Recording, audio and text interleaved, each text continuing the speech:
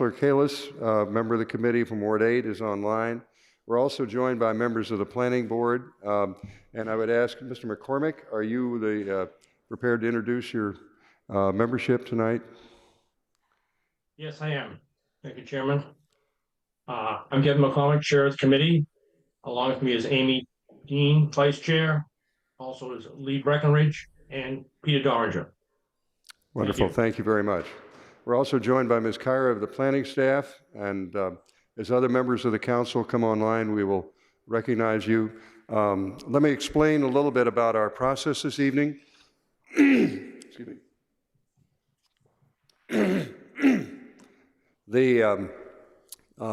We're going to hear two items relating to accessory apartments as a public hearing, and then those two items will be the subject of working session at our next meeting, and the objective is to work out all of the details and get the items in shape so that we can vote them out on the next meeting on the 26th, but have ample time to discuss them so that we can do justice to the item, because there are two items, and I'll explain that.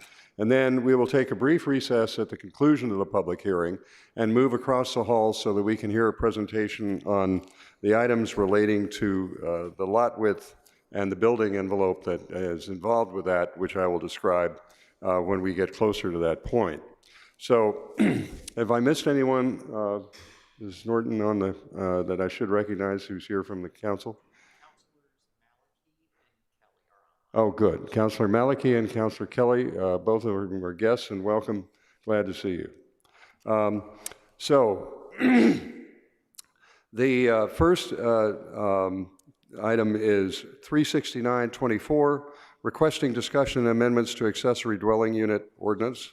Her Honor, the Mayor requesting discussion and amendments to Newton's accessory dwelling unit ordinance for the purpose of consistency with the amendments to General Laws, Chapter 40A, and to amend other dimensional design and use requirements for ADUs. And then the second item is 369-24-2, requesting discussion and amendments to accessory dwelling unit ordinance. Zoning and Planning Committee requesting discussion and possible amendments to Chapter 30 zoning regarding accessory dwelling units, in addition to those needed to comply with the recent changes to the State Zoning Act. So we have basically two items, one which is designed to capture those things which we need to do in order to conform to the changes in state law. The second is designed to capture those which the committee and the council ultimately believe are wise policy and should be enacted. So with that, I'm going to open the public hearing. We're joined by Councilor Farrell as well. Welcome. So the process here is to recognize people from the floor as well as online. There's a sign-up sheet for those of you who have come in to testify about this item. We give everyone 3 minutes as a maximum. The clerk will do a countdown for you so that you know where you are in the process. If you don't complete your testimony, we welcome your testimony in writing so that you don't feel that you have to get through every word that you have in mind, but try and hit the high points. And I think that will work as long as we make sure the mic is operational. Any questions about the process from the committee? Okay. With that, we'll entertain the first speaker, who is Jane Harper from 11 Fenno Road. Welcome, Ms. Harper. And I'm just going to ask routinely, even though I recognized you, to state your name and address for the record as clearly as you can, because this is recorded and we want to make sure that the information is available to people who aren't here tonight. Thank you. My name is Jane Harper. I live at 11 Fenno Road in Newton Center. Can you get a little closer to the mic, or the mic get a little closer to you? Is this better? Yes. Okay. That's great. Sorry. I'm co-president of the Newton League of Women Voters. I'd like to read part of a letter that the League sent to this committee last week and also to the City Council. In letters sent in December 2017 and October 2022, the League of Women Voters, Newton's Board of Directors, expressed its support of accessory dwelling units. We are now writing on behalf of the League's Board of Directors to support changes to Newton's ADU ordinance to comply with the final regulations issued on January 31st, 2025 by the Executive Office of Housing and Economic Development. We also support additional amendments to the ADU ordinance proposed by Councilor Susan Albright to increase to 1,200 square feet the by right size of ADUs and increase the by right size of ADUs in historically significant accessory buildings. The current limits set forth in Newton's ordinance are no longer enforceable because the state regulations make them obsolete. We support the changes proposed in the City Planning Department's memo dated February 7th, 2025, which include, but are not limited to, the removal of occupancy limits, updating the definition of gross square footage, removing inapplicable design standards, and revising setback and height requirements. The changes set forth in the memo will align Newton's ADU ordinance with the Commonwealth's requirements, which will provide increased transparency to Newton residents and eliminate potential confusion. In the 40 years since Newton first allowed ADUs, only 121 have been built. Councilor Albright's additional proposed amendments may make it easier for some homeowners to benefit from an ADU. While the state statute requires that ADUs of up to 900 square feet be permitted, and while Newton already permits ADUs of up to 1,000 square feet in the principal dwelling, it can be difficult to design an ADU of this size within an older house. Allowing ADUs by right up to 1,200 square feet, either within an existing home or in a separate dwelling, adds flexibility, which may make the design and construction of ADUs more possible and appealing for residents who wish to downsize. And when a property has an existing historical carriage house or barn, it makes sense to increase the by right size of an ADU located in such a structure to the entire square footage of the existing building, a change that would not add to the footprint of buildings on the site. And I'd like to note that this letter in support, that supporting ADUs is in accordance with the city's comprehensive plan and with the league's positions at the national, state, and local level. Thank you. And thank you for staying within 3 minutes. Okay. Wanted to say that I wrote the next name down and I got it completely wrong. I apologize. Welcome. Okay. The next speaker is, I believe, Sean Mann. Mann? Yeah. And bear with me if I mispronounce your name, so we want to get you correct. It's all good. I'm Luke Mann O'Halloran. Sorry about my voice. Now, please say your name and address for the record, though, just so we get it correct. Sorry.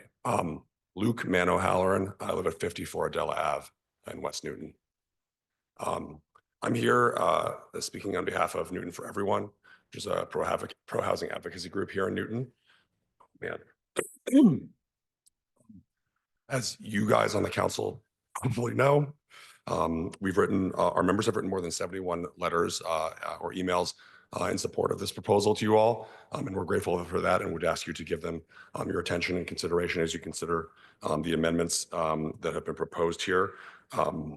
We asked our members to send those letters because we believe that ADUs are a really important tool in addressing the housing crisis that afflicts our community. So we're happy to see them respond with that outreach. We as an organization, and we've sent this in a letter, but just to repeat it here, we are supportive of a number of these amendments, including permitting the by right development of an ADU to use the entire footprint of existing historical structures. This just seems like a better way to use those structures to ensure that projects pencil and that they make sense in terms of the design. Will actually probably lead to better preservation. As opposed to if you weren't able to do that, you might see more tear downs of those structures. Also increasing the size up to 1,200 square feet is something which can be done by right. I had some neighbors on my street who had to go through the special permit process for an 1,100 square foot ADU, which added significant time and complexity to that project, which was unfortunate because they were building it in order to provide a place for their parents, one of whom has some memory issues, to move onto their property so they could care for them. And the larger size of the ADU, the sort of extra space in the 1,100 square feet, provided them with the opportunity to have a caregiver apartment in the space or caregiver space in the unit so that they could have in-home support for their parents, which I just thought was a lovely use. It was great that these people were able to put this on their property. It's unfortunate they had to go through all the time and expense with a special permit, and then we would support that being able to be done by right. Lastly, we would ask that for these historical structures where you could build in the entire footprint, and for ADUs over 900 square feet, we'd like to maintain the lack of design review and occupancy requirements that's required by the state law. We'd like to see that continued throughout the any expansions to the state law that we do here in Newton. And lastly, I just want to put in a plug. We are having an event, educational event for ADUs that Newton for Everyone will be putting on the 4th at Congregation Dorshate Tzedek in West Newton at 7 o'clock. Hopefully my voice will be better by then. We will see. And we'll be hearing from Will Cohen at the City of Boston Planning to discuss ADUs and how they can help communities and homeowners. Thank you. Thank you. Appreciate it. I'm reminded, however, Ms. Kyra, we normally have comments from you at some point, but I can reserve those until the end, or what you would like to do that? I have a brief presentation if you want to hear it, but the memo was pretty comprehensive. So if you don't feel it's necessary, I'm happy to just respond to any questions that may come up at the end. Okay, why don't we do that? And then we can reserve the memo, because I think there may be some clarifications between now and then on their working session, because I want to make sure everybody gets a chance to be heard. Let me go to the hands online, I think. Oh, certainly. I thought there were more than one, but yeah. So I'm going back and forth. Don't worry, I'm not going to forget you. All right. So which hand is, I think, just for Walter? Let me recognize you, and then I'm going to come back and we're going to operate on sort of 2 for 1, because if you show up here in the chamber, I want to privilege that somehow. Okay. But no disrespect to you, Mr. Walter. We're glad to see you virtually as well. Well, thank you, Mr. Chair. My name is Jay Walter, 83 Pembroke Street. First, let me talk as a representative of the Building Professional Zoning Working Group. We've been following this proposal as it has evolved around ADUs for some time. We wrote the council and the committee on January 10th and again on February 9th, and I will resubmit those letters for you tonight. Generally, the working group has reviewed the latest revisions proposed by the planning department so that our zoning aligns and is compliant with the state regulations. And we recommend that you approve their changes to drop the restrictive occupancy requirements, the dimensional requirements, and the design standards, as well as the residency requirements. Furthermore, I think it's in the interest of promoting ADUs and making them more feasible for homeowners that we recommend the changes that Councilor Albright has proposed to increase both the detached and attached by right areas for ADUs, the dimensional changes that she has proposed for historically significant buildings, and remove the by right exemption for historically significant buildings in historic districts. These changes make sense. They're common sense changes that will help make ADUs more within reach for our homeowners throughout the city. I would go a step further and to incentivize the preservation of historic buildings and ask that we allow separate ownership for significantly historically significant buildings. In the last few years in my architectural practice, I've had at least 6 clients who have had outbuildings on their properties that they expressed interest in restoring, but they couldn't because of the restrictive zoning. If we allowed separate ownership, there'd be an economic incentive for them to restore these buildings, and they wouldn't be left to just decay as they are now. Finally, we strongly recommend that the restrictions that have been dropped for the by right use not be added to the special permit requirements in the revisions. Thank you. Okay, thank you. Let me come back to the chamber now.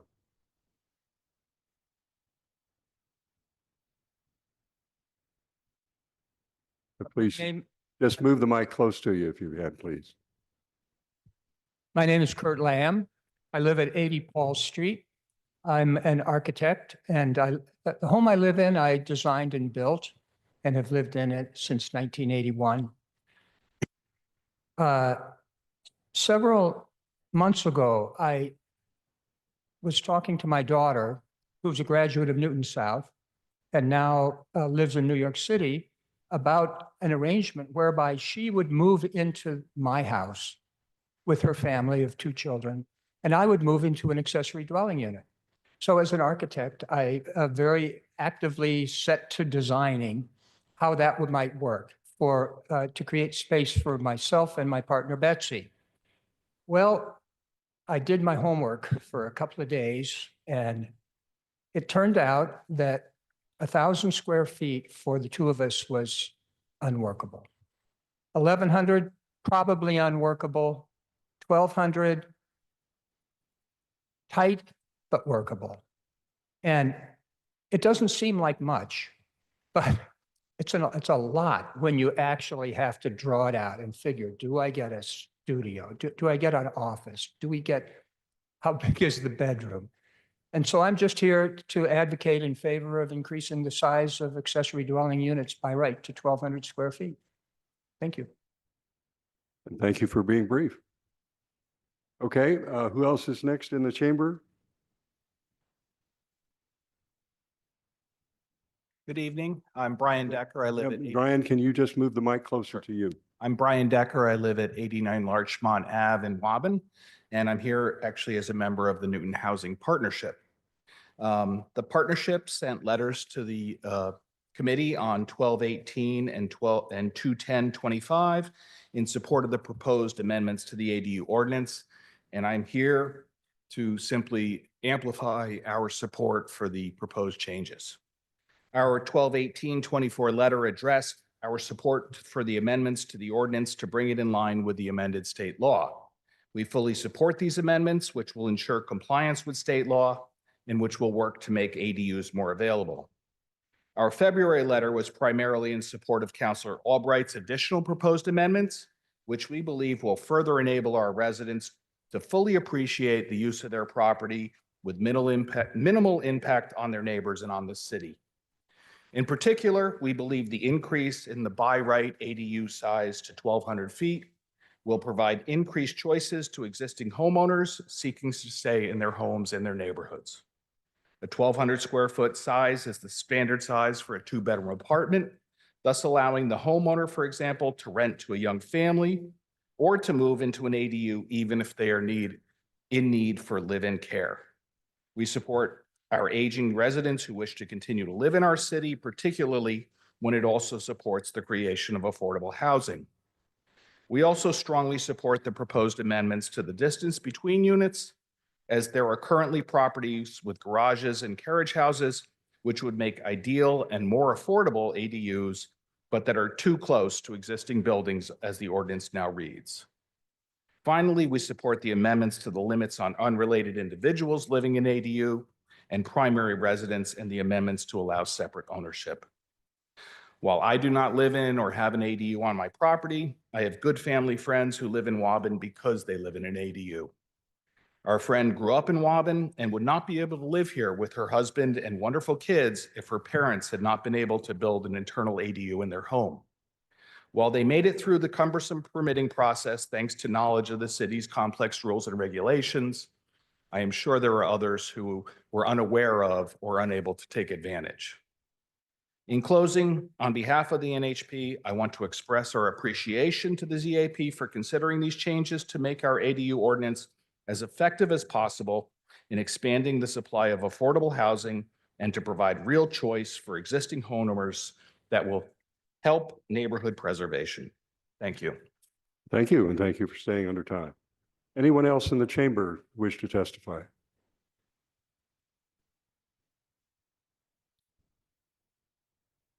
And Hi there. Good evening, everyone. So as you know, but I'll say this for the public watching, there are two things before you. before you do that, would you identify yourself? I We am all know who you are, but Sorry, the- Deb Crossley, 26 Circuit Avenue in Newton. There are the amendments that are required in order to comply with the state law. They are many. I believe they are all good. They will all improve our ordinance, and the sooner you can adopt them, the better, because those are already in play. The state law took effect February 2nd. The amendments that go beyond reflect Newton's unique housing stock and resident needs. Proposed by Susan Albright, these amendments to increase the by right size to 1,200 square feet from 1,000 internal or from 900 external square feet came from your constituents, came from folks who volunteer their time on the Newton Housing Partnership, the Fair Housing Committee, Newton for Everyone, and supported by Newton for Everyone and by the Building Professional Working Group and their members. Thoughtfully, they respond to the need to make ADUs make more sense for Newton's unique housing stock, which is generally much larger than that in most communities, which the state law is trying to address. And resident needs. We have so many seniors living in these big houses, and I thank Kurt Lamb for giving that specific example. I have a client right now who is facing the exact same situation. And increasingly, your constituents are facing this situation where their kids can't afford to live anywhere within hours of driving here, maybe not even within this state. I also have to thank the members of the committee who voted to bring these amendments forward to the public.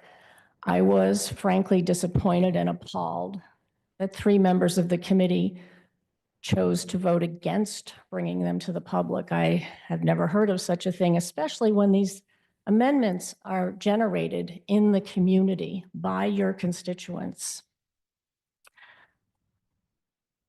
Campaigning on caring about housing needs, the housing needs of our community was across the board when the last board was, the last council was elected. It's not enough to care. You have to vote to employ all of the tools that we have to meet the housing needs of our residents. In addition, I think your time is. my expired. time is up. Okay, thank you very much. I made my important points. Good night. Thank you. Anyone else in the chamber wish to be heard? If not, I will go to online. The next one, I believe, is Barbara Russo Glazer. Is that correct?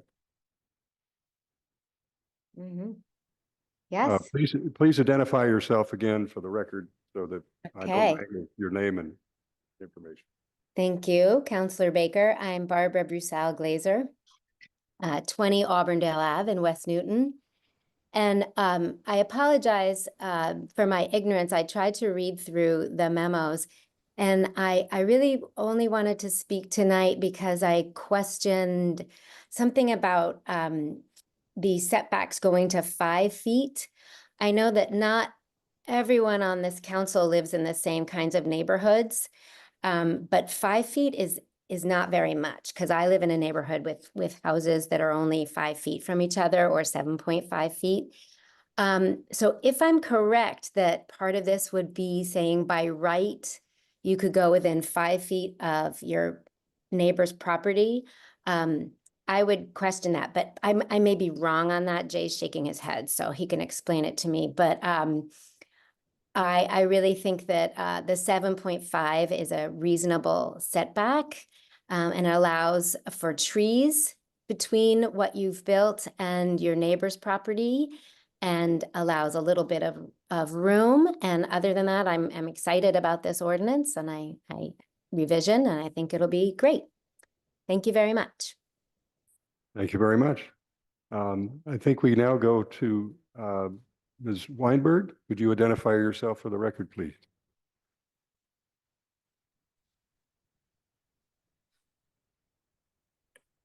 Yes, hi, it's Lynn Weisberg. I live at 5 Alden Street, and I'm here tonight to express my wholehearted support, not only for the amendments that would bring the Newton ordinance into compliance with the new state law, but also to ask you to support the Albright amendments. ADUs are something that Newton has not been able to encourage people to create. I think we should be doing everything possible to create more ADUs. The fact that a total of something like 110 or a number around that have been created in the entire history of this ordinance is absolutely pitiful. So I would urge the committee and then the full council to not only approve the amendments that will comply with state law. I don't really see that you have any choice about that, but that you would go beyond that and adopt the Albright amendments so that hopefully more people will be able to build ADUs in this city. Thank you very much. Thank you very much. Our next speaker, I believe, is Ann Houston. Again, please identify yourself correctly for the record, though, just so make sure. Sure. Hi, good evening. I'm Ann Houston. I live at 45 Wedgwood Road in Newton. I chair the Affordable Housing Trust, but I'm here tonight as a private citizen. The trust has not actually taken a formal position on the ADUs. And I'm really encouraged by the proposed refinements to our ADU ordinance.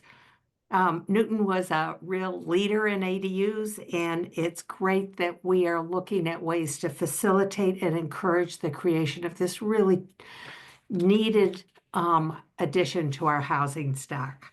So I'm going to be really brief. I support reducing the restrictions to occupancy, dimensional, and design standards, and I particularly support Councilor Albright's thoughtful amendments, and in particular, the amendments to increase by right internal and external dimensions. I think it's great to have smaller options available, but we need to have enough room for people to actually find it a good housing option. So thank you for your time and for your attention to this important matter. And thank you for staying under 3 minutes. Ms. Fitzpatrick.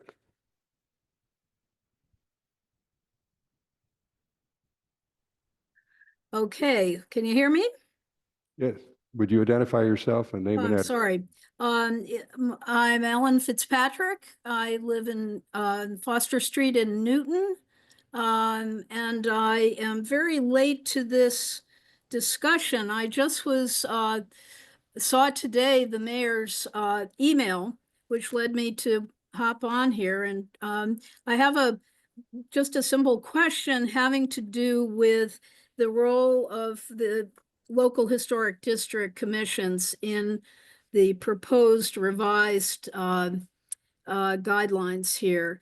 What I read in the mayor's email and what I've briefly read or very quickly read in the material I was able to glance at before I came into the meeting, the argument is made that currently in a local historic district, a carriage house cannot be an accessory dwelling unit, cannot be converted to one if it exceeds the allowable height, size, and setbacks.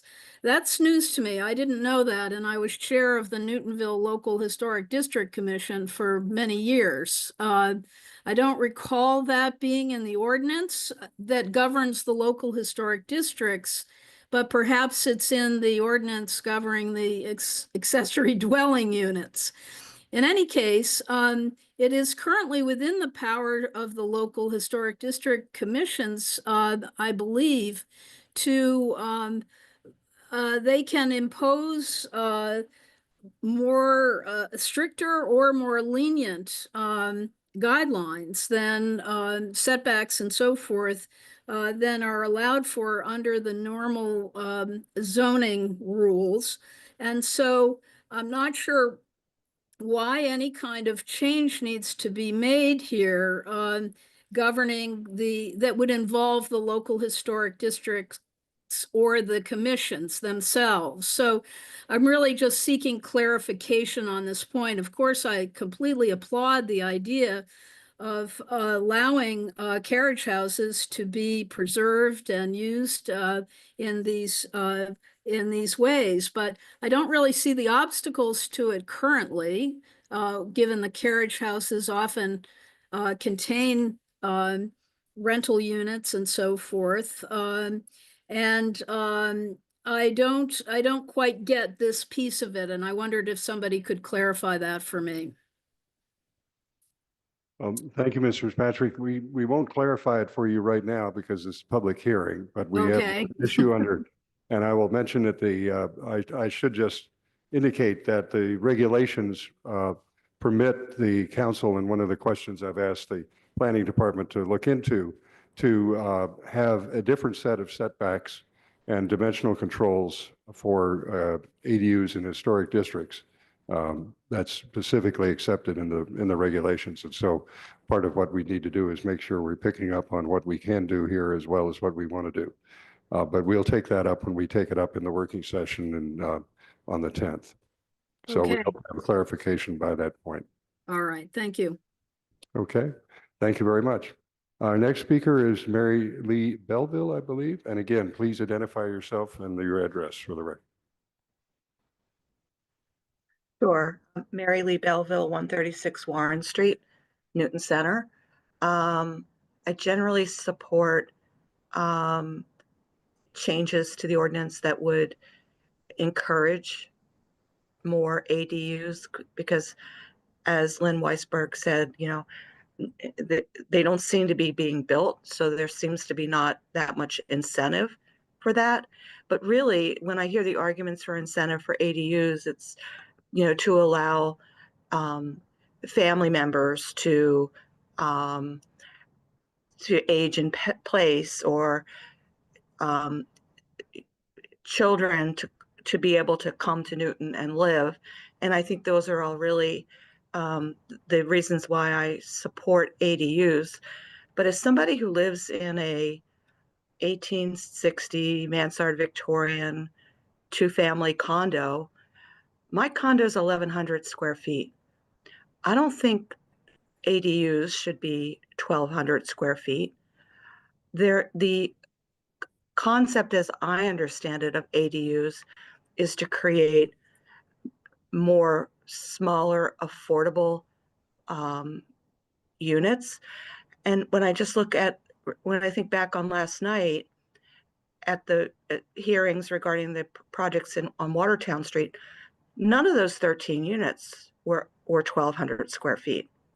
So I do not support the concept of 1,200 square feet ADUs. I think it sort of muddles the whole concept and just seems like an end around. If you want to build it onto the back of your house and you want to build another unit, then go through the regular channels to do that. Thanks. Okay, thank you very much. Our next speaker, I believe, is Mr. Dan Rubin. Again, would you give your correct name and address for the record?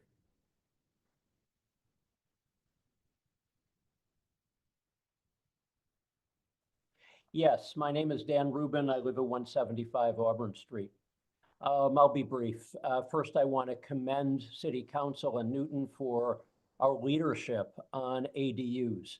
I also want to, I also support Councilor Albright's amendments for all the reasons noted. We're a stronger city when we enable our residents to stay here and we enable their kids to live here. This amendment also helps us address the terrible housing crisis we have that is pushing so many people away. I also wanted to make one other point that people haven't made yet, and that is this is really good for the environment and for climate change. When we enable people to stay here instead of living further and further away, when we prevent more sprawl, it means less driving, fewer greenhouse gas emissions, and fewer trees cut down. We need our trees to breathe in and absorb carbon dioxide. So great job, and I hope we approve Councilor Albright's amendments. Thank you. Thank you. Next speaker, I believe, is Russ Feldman again. Name and address. Good evening, everyone. My name again is Russell Feldman. I live at 85 Langley Road in Newton Center. I am a licensed architect and have been for nearly 50 years, and I'm founder and principal emeritus of TBA Architects. Through most of my career, I've focused on historic preservation, and that's the focus of my testimony tonight. I believe many of the ADU amendments offer an important opportunity for the preservation of our historic building stock, including our historic carriage houses. Newton has more buildings on the National Register than any municipality in Massachusetts other than Boston itself. We are nationally important as one of the premier examples of railroad suburbs, and I'm very concerned about the loss of our historic character. We need to create incentives for preservation. Before you is an amendment that will increase by right ADUs to 1,200 square feet and 1,500 allowed by special permit. This better accommodates aging in place. In particular, if seniors have special mobility needs, this requires more space for kitchens, bathrooms, corridors, and that 1,200 square feet makes that more feasible. It is also more financially feasible, spreading the fixed costs of utility hookups and kitchen and bath construction over larger living areas. By making ADUs more likely, more feasible, it makes it more likely for existing homeowners to keep their existing buildings and stay in our community. Relating to historic carriage houses specifically, the city's inventory indicates that Newton has 322 historic outbuildings. These are an extremely important resource, whether in or out of our historic districts. I consider them endangered, and we must find a way to save these buildings. They are extremely expensive to adapt to residential uses. Very often they've been neglected for decades as utility structures, and the envelopes and the physical structure of the building can require a lot of work to stabilize. When they're larger than 900 square feet, as they often are, it requires some interior space to be left unimproved. By allowing a build out to the building's full dimension, it spreads the cost out over a larger area and again makes them more financially feasible. It does so without changing the neighborhood's appearance whatsoever. I therefore encourage you to allow a full build out of the envelope so long as nothing changes on the exterior. Thank you for your consideration. Thank you very much. Our next speaker is, I believe, Mr. Mark Armstrong. Again, name and address for the record. Yes, 61 Vaughan Avenue. I'm a member of the Newton Historic Commission and the Newton CPC, but I'm speaking today as a consumer. I'm an architect and a designer of ADUs, and I just wanted to support these amendments and just support what everyone else has said so far, but I wanted to highlight a couple of points about the design and the zoning regulations with respect to these units. Specifically, the height restriction makes it difficult. If you're going to expand the area of these units, then it's difficult to create two-story structures that work in concert with the existing buildings with a 22 foot height limit. So You know, as you relax the area limits, please understand that the height limits have to coordinate. You know, we encourage people to use universal design and build close to the ground level, you know, which helps a lot. You know, it creates that height.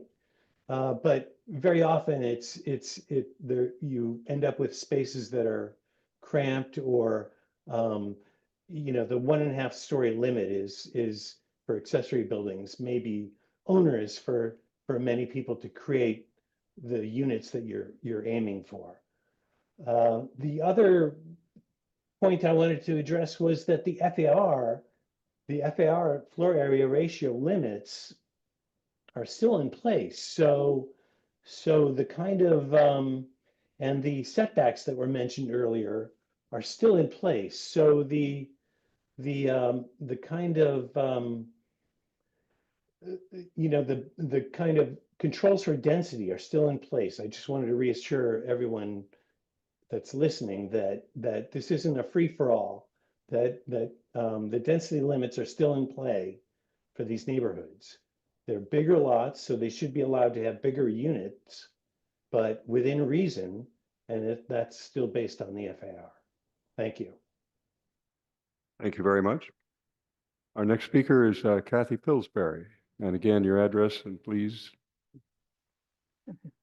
Hi, my name is Kathy Pillsbury.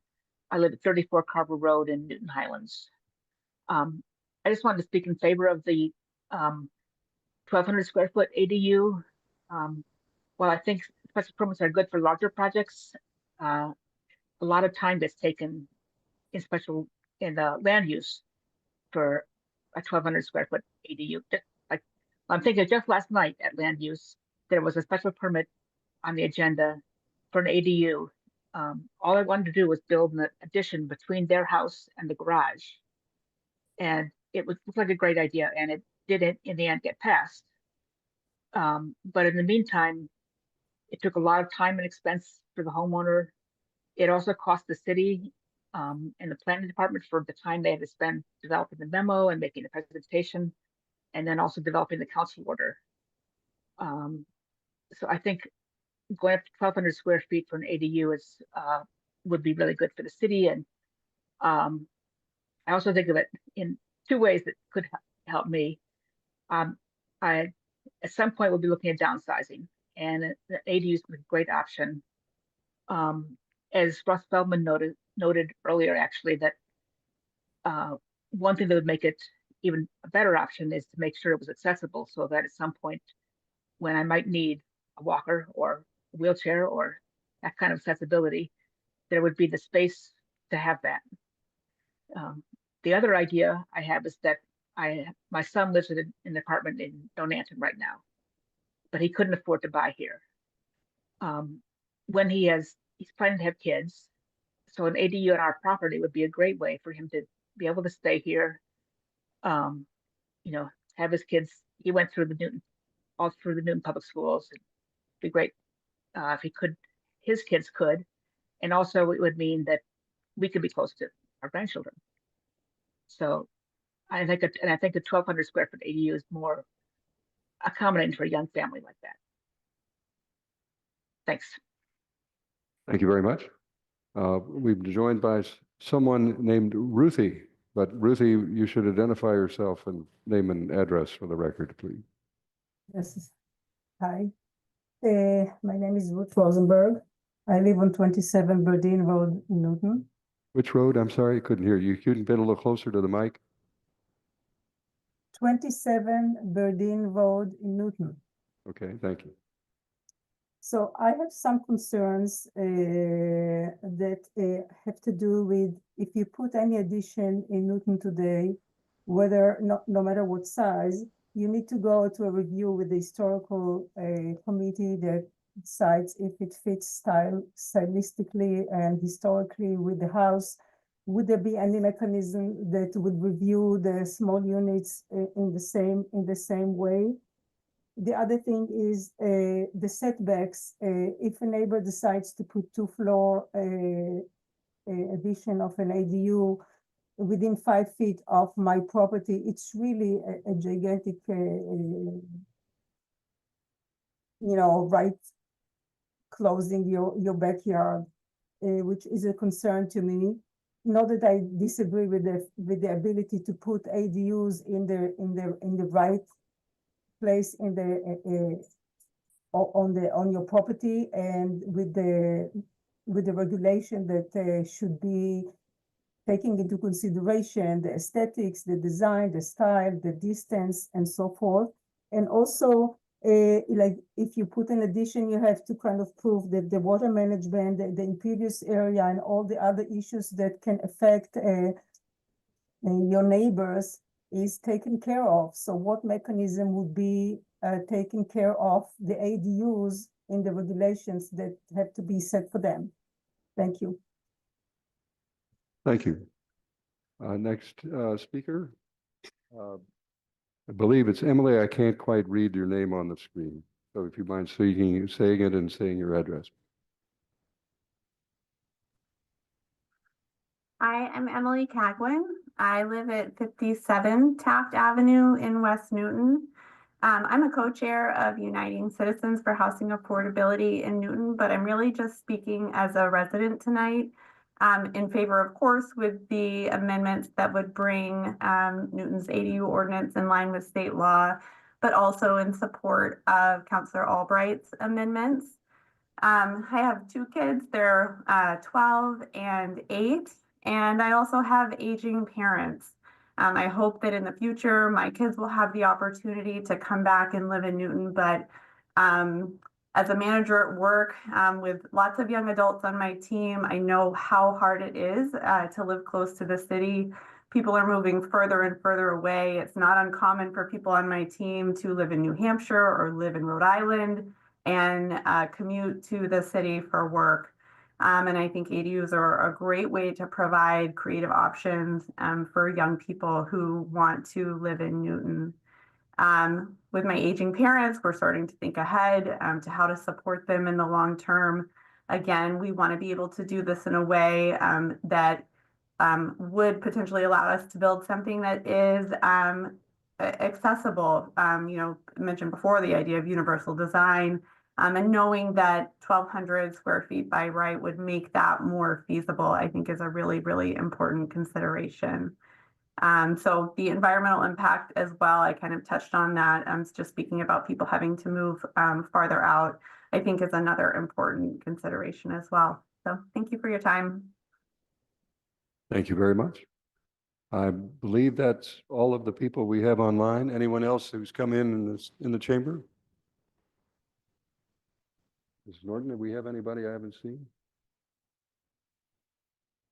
Ruthie, your hand is still up, but I assume you've spoken. Ms. Goldman? I assume she has. Okay, I would entertain a motion to close the public hearing on both items. Councilor Albright, so moved. All those in favor will say aye. Aye. Opposed? Abstain? The ayes have it. So we've closed the public hearing on this item. So as I indicated at the outset, for several of you may have joined a little late, we will not have a working session on this tonight, but we will take it up at our next meeting on the 10th and discuss both items. There are a couple of questions that have come up that I would ask the Law Department, the Planning Department to, and Ms. Kyra, I'll give you a chance to respond as well. Chairman Baker? Yes. Mr. McCormick, you want to close your public hearing? Beg your pardon. I would. Thank you. I could get a motion to close the public hearing. So moved. All in favor? Aye. Thank you. Public hearing closed. Thank you, Chairman Baker.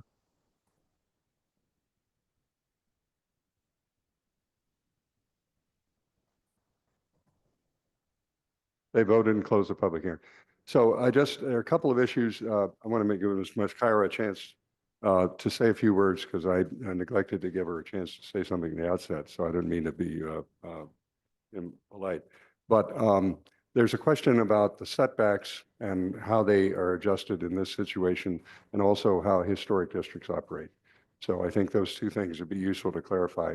And if there are other questions members of the committee have, I would encourage you to get them to Ms. Kyra so we can try and put together a comprehensive presentation and then discussion for the 10th. Ms. Kyra, would you like to say anything at this point? Yes, I would. Thank you, Mr. Chair. I'll quickly clarify those two questions. Regarding the setbacks, so the way the state law is written and what's currently in effect is that we cannot be more restrictive than either the principal dwelling or the rules for a single-family home or an accessory building. So that means we need to either allow an ADU to meet the height, but also the setbacks of a single-family home. So you could go to 2.5 stories, but must meet the principal side and rear setbacks. And I believe Mr. Armstrong had a question about the 22 feet in regards to height. So that would only be for the 1.5 stories. The 2.5 stories would be the same as a regular single-family home. The other option is to meet all of the accessory building requirements. So if you do not exceed the 1.5 stories or 22 feet, then the setbacks on the side and the rear are 5 feet because those are currently our setbacks for accessory buildings such as garages. So those are the two paths. You can't mix and match.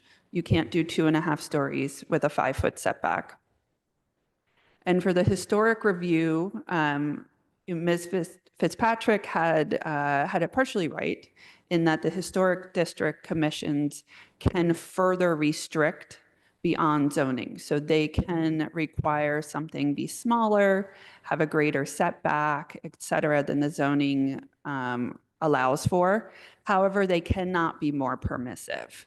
So they cannot allow something to be larger than the zoning allows. The zoning is the maximum and the historic district can sort of make it smaller from there. So to allow existing historic carriage houses in local districts that exceed the detached ADU requirements, you would need to change that or allow that exemption similar to outside the districts. The commissions themselves cannot allow those to be bigger.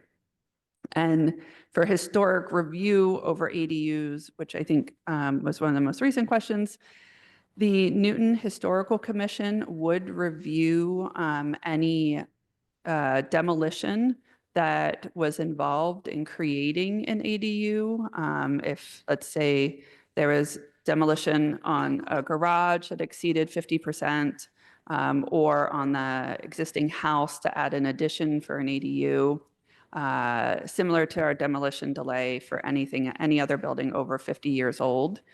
The historic districts would review any and all exterior changes that are visible from a public way, as they do for all other construction within the local historic districts. And the Newton Historical Commission also plays a role in the historic carriage houses in determining if they are historically significant. I think those are the main questions that came up. I think so. And just to clarify, the regulations do give explicit authority about the setbacks for historic districts.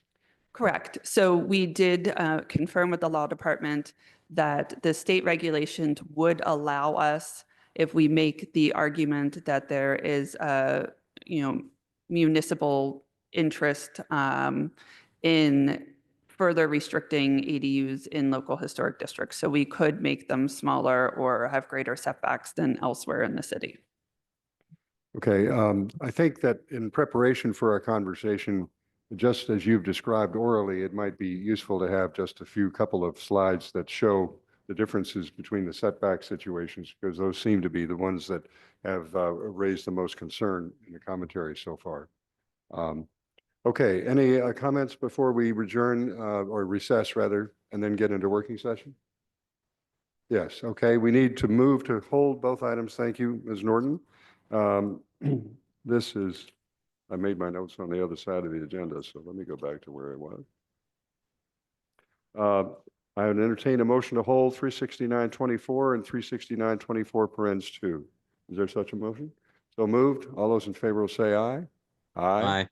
Opposed? Abstained? The ayes have it. It's held. Thank you all for coming tonight who came in person. We always welcome seeing human beings in the room, not just virtually. We welcome virtual visitors as well. And we'll take a brief 5-minute recess so that we can reassemble across the way and take up our next parts of our agenda. Thank you all. Chairman Baker, Yes. we'd like to hold the meeting also. Oh, yes, please. Have a motion to hold these two issues. So moved. All in favor? Aye. Aye. Any opposed? Any abstentions? It's And- held. Thank you, Chairman Baker. No, thank you, Mr. McCormick, and thank you for speaking up. The problem is that I see many faces on the screen, but not your community of the planning board all together in one place. So it's helpful when you intervene. Thank you very much. Okay.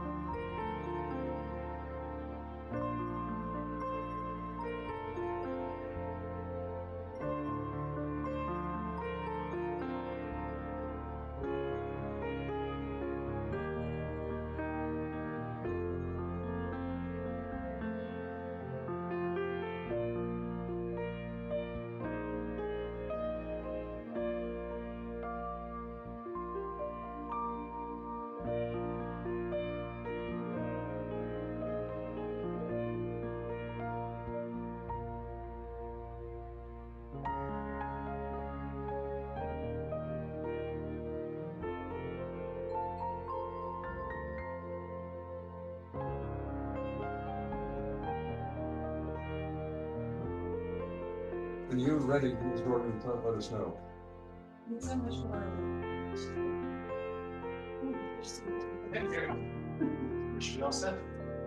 Okay, welcome back. This is, for those of you online and watching from home, this is a meeting of the Zoning and Planning Committee on February 26th.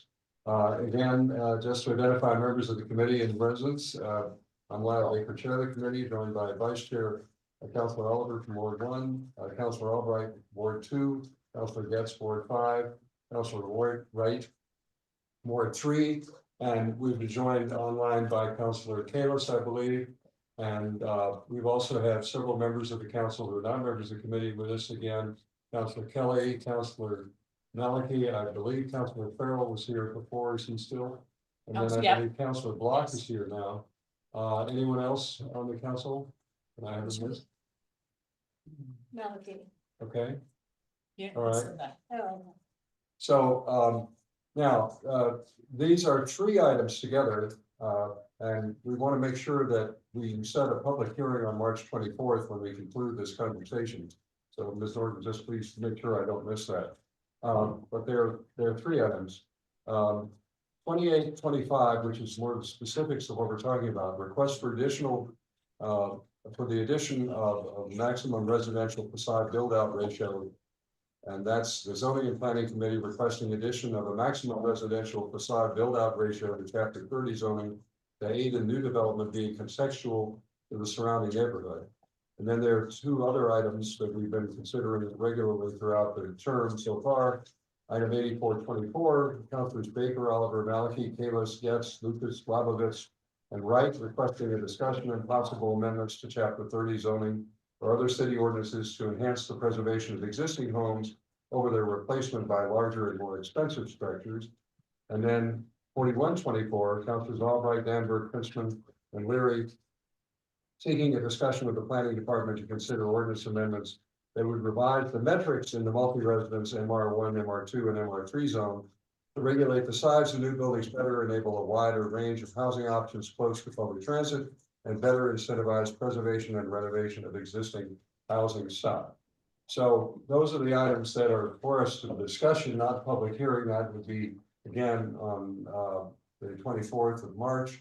But we are here with the representatives from UTIL and the planning department. Would you like to join us at the table so that you all don't have to sit out in the wilderness and we can hear you better too? Is Mr. Love going to join us online or is he teaching? I can't remember what he's. Tonight. Oh, my. The one day we You don't have a rank Monday. job rank anything else he's got?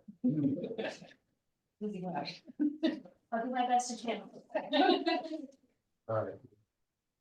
Identify yourself then, please, for the record. Yes. Hello, I am Laura Lepore from the Teal. Okay. And Ms. Kyra, you're going to participate as needed here? Okay. Correct, and I'm going to share the presentation as well, so let me know when you're ready. Okay, so are we ready? Ms. Norton, are we ready? Yes, we are ready. Let's do it.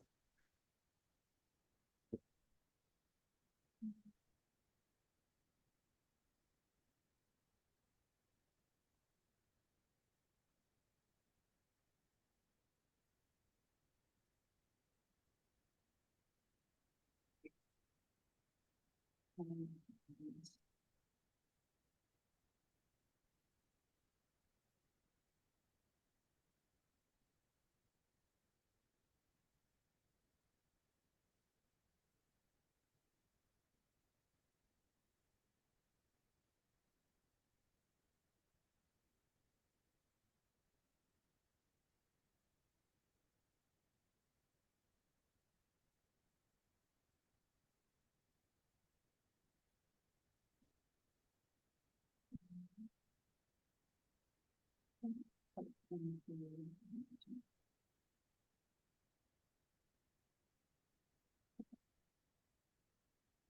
me to? Okay.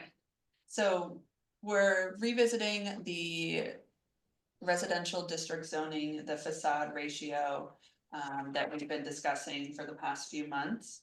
And we've done some additional analysis and we have some actual zoning language that is ready now in hopes of setting a public hearing for next month. So we're gonna quickly summarize our previous work. And then Lauren Rapport from UTIL will go through a refined analysis and then we'll discuss our draft zoning proposal. So as you may remember, we've been analyzing tear downs for quite a while now. And we have some clear findings that they tend to be on larger parcels that would allow for a bigger building. The pre-tear down homes tend to be smaller. They tend to have a lower assessed value.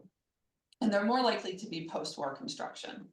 And what we're seeing for our typical new builds are often, 2,000 to 3,000 square feet bigger than what had been there previously. Obviously more expensive, a significant amount of site work, Some of this has been addressed to some degree in other zoning changes somewhat recently. And when they're two-family homes, they're almost always condos and they're side by side. So in thinking about the types of interventions that could be done to address some of the concerns around new construction, we mapped out all of the different policies, zoning interventions that are potentially on the table and that align with the various goals of trying to preserve housing stock and creating more attainable housing and making housing that's more contextual.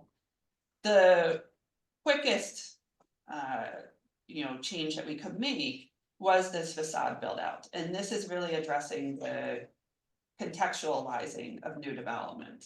So this is to make what is being built fit in a little better with what is existing. And so we're going to go over the refined analysis, and this is looking at exemptions to the facade build out ratio, including those for shorter 1.5 story buildings, as well as for lots that are less than 60 feet wide. Now I'll hand it over to Mr. Poor. Thank you, Jen. I'm just gonna have to ask you to speak up as much as you can because the mic has got to get you for all of the people online. Okay. I know it's hard, but do the best you can. I will project. Okay. So these images might look familiar to you all. These are examples of new construction that we've seen that have replaced older homes that were torn down. And as we know, with the pattern that we're seeing with this type of construction, as it likes to maximize FAR, the new development is typically trying to take as much advantage as it can of the front elevation, so it ends up being built out almost up into the side setbacks, which is why we see in the blue font on the bottom of the screen that the facade build-out ratios with the new construction tends to be a lot larger than what came before it. So we know that in previous meetings, there's been discussion around what if we were to increase the side setbacks. So we did look into that a little bit, but the thing to consider when you increase side setbacks is that it really does restrict where you can place development on the lot, and it begins to start to fix the development into a more limited space, which could potentially penalize narrow and small lots. So in the two diagrams that you see on your screen, we looked at what if you were to apply the 60% maximum facade build-out ratio and compare that with the existing 7.5-foot zoning side setbacks, which is the diagram you see on the left, versus a potential to increase the side setbacks. In this case, we studied 12.5 feet side setbacks on the right. I want you to pay attention to the solid blue zones that you see on the left and right sides of the building on the left, and the diagram on the left, excuse me. And in that example, you can see that by applying the facade build-out ratio within this condition with the existing 7.5-foot zoning side setbacks, you have quite a bit of flexibility in the latitude of where you can place the building on the lot.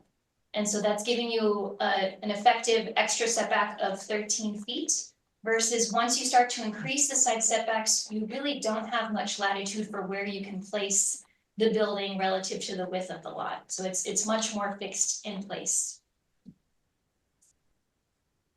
We also studied the potential for lower build-out ratios. So the examples that you're seeing on the screen looked at a ratio of 50%.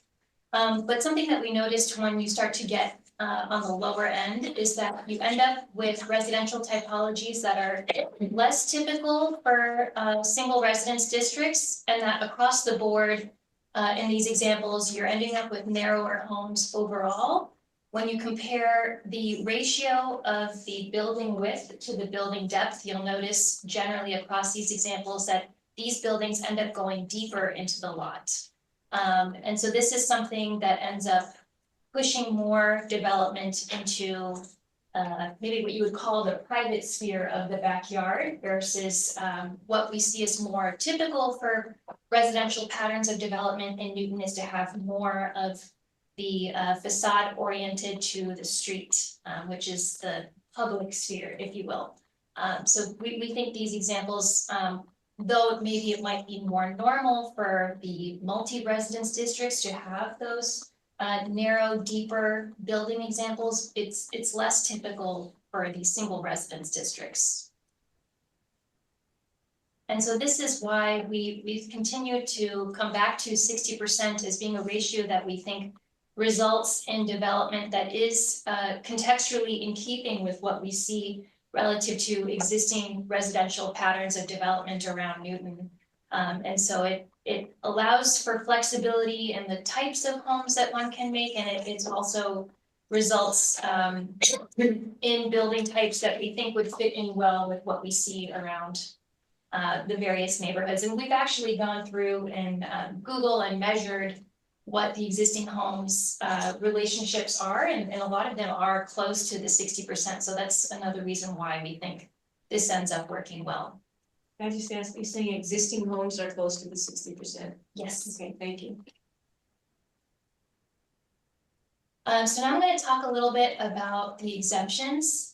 We're recommending a height exemption for 1.5 story development.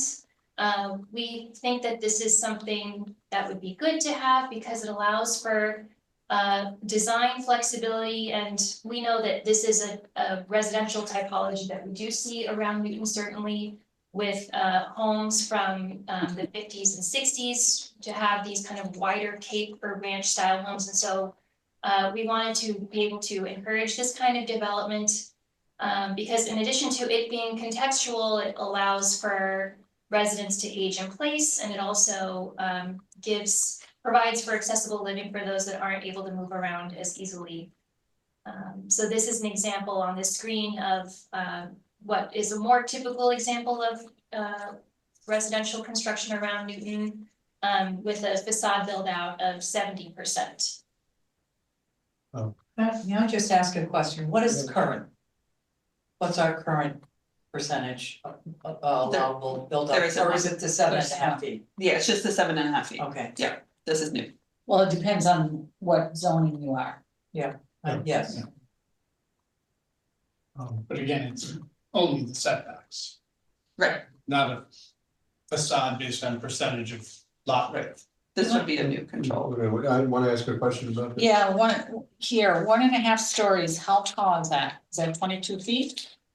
So we don't, the current zoning doesn't put a foot limit on 1.5 stories when it's not an accessory building. When it's an accessory building, it's 22 feet. How that half story is controlled is through the half story definition. So if you have a certain amount of space that's over 7 feet tall, it becomes a full story. So they could have a 36 tall, 1.5 story building. and No. have 15 feet on the first floor and or 20 feet on the first floor type of thing. I mean, I guess you could, I don't know why you would, but It is a possibility. it's a possibility, and we looked at putting the 22 feet, that's also an option. It's, talking with inspectional services and our current planning folks, they felt that the half story definition will control that, but you could put an overall height as well. Just questions about this? Yeah. All right. So does the 60% that you found for existing, does it apply to houses like this? No, because these homes tend to be wider on the lot. It's I think it's getting a little bit more into architectural style. The capes and ranch homes tend to just be wider along the front elevation. Yeah. So those are more like, those are closer to the side setbacks. So you're getting more into the 70-80% range, which. So, Can I just Yeah. follow up one second? Could you set a maximum of 70%? I mean, did you consider that for these kind of homes?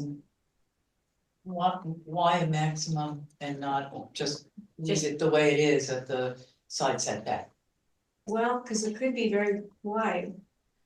Because if the lot is wide, it could be very wide.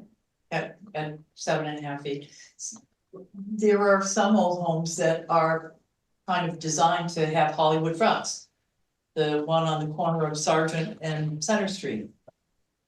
Big old 1 room deep. There's one on Center Street with a big tree in front of it near Woodward. It's got a Hollywood front and it's a very wide, but it's only one room deep. And that's a style of house. It's a legitimate style of house. I don't think we should penalize those. No, just it's, if we're bothered by it, that, I mean, if it's Yeah. one of the ones that we're concerned about, but I don't. I'm not sure why we're Well, no, doing wait a minute, this. we're getting, begin so with. let's have clarification, but Yeah. we're not talking policy yet. I just want to understand what we're doing. We could, so what I'm hearing, just for purposes of understanding it. We could say 60%, or we could have a higher number for a lower height. As opposed to a complete exemption, right? But what you're proposing is an exemption. Right, or we could put a height limit with the exemption, so there are a variety of mix and match we can get here. But why don't you carry on, let's take us through the presentation, and let's come back to it. Sure. So I know the last time that we met, we presented this example of newer construction at 529 Parker Street. And though it presents as a 1.5 story home, it's actually 2 stories because of, I guess, the way that the dormers are used. So this example is actually not something that would qualify as part of that exemption. But I think hopefully that helps clarify things, because I know we had some spirited discussion around it the last time. I don't know, Shem, there's anything further. Before you leave that, why does this not qualify? Because it looks like 1.5 stories. Because the half story is actually counts as a full story, because like we were saying, once you have a certain amount of area that's over 7 feet. You count as a full story, so this technically for zoning is 2 stories. Is that as a percentage of the first floor? Yeah. And also just want to point out, we don't have height limits right now for 1.5 or 2 stories. So these could be 36 feet as well currently. We don't see that happen. But we don't have, we don't set height limits for each story. You mean as a general matter, not just in. As a general matter in our current zoning, we have the overall 36 feet, 2.5 stories. If you want to build 1.5 stories, you're still 36 feet. But if you have 2 stories, it's a flat roof, I thought. It's 30 Right, if feet. it's, that's right, you're right. If it's flat roof, it's 30 feet. 30 feet, but that's 2 stories, so. 2 stories. I mean, if you take that back, you would think, well, you're less than 1.5 stories, you should be under 30 feet. But. Right, I'm just saying we don't regulate Yeah, that yeah. today. Okay. So next, we're gonna talk a little bit about narrow lot exemptions. We looked at what it would look like to have an increased ratio for narrow lots. And we've been qualifying narrow lots as lots with frontage less than 60 feet wide. So you'll notice we studied 3 different ratios. When you look at, and these are all studied on lots with frontages of 50 feet. So when you look at 80%, applying that type of build out would actually not work because you end up exceeding the side setbacks. So the side setbacks end up taking precedence in this case, as you know, what would control the building form. When we looked at applying a 70% ratio, it ended up meeting the side setback, so that was also ineffective. And then when you get to 60%, you're ending up just a little bit shy of the side setback, so that wasn't really doing much. So then the next slide. We tried to understand, well, how often are we seeing narrow lots in general around Newton? And then I'm going to walk you through how often we're seeing that relative to the pattern of tear downs that we studied. So overall, there's around 3,800 narrow lots in the SR and MR districts. These represent 17% of all residential lots throughout the city. They are more commonly found within the SR2 and 3 lots and in the MR1 and 2 lots. And of the MR lots, they make up around 1/3 of all the MR lots. And then when we look at how they compare to the pattern of tear downs, and we were looking at our analysis was covering the period between 2017 to 2023. There were only 44 of those lots that we would call narrow, and that represents only 9% of all the tear downs that we saw in that time period. So we really aren't seeing this as part of a bigger pattern relative to tear downs. So just trying to put everything a little bit into perspective relative to where, what we're seeing crop up within this study. And so relative to our recommendation, we're still recommending that for narrow lots, we allow for this exemption and there not be the higher maximum facade build out ratio, because we just don't think that it would be that effective based on the ranges that we were studying. So for lots less than 60 feet wide, we are recommending that they be able to build up to the side setbacks as we are showing in the example here. Okay, now I'm going to go over the actual zoning text proposal to go along with this. And this is something we've reviewed internally with inspectional services, our current planning and law department. And these would apply, to single family detached and 2-family detached building types in the SR and MR districts. So first would be a definition. We would need to define front elevation.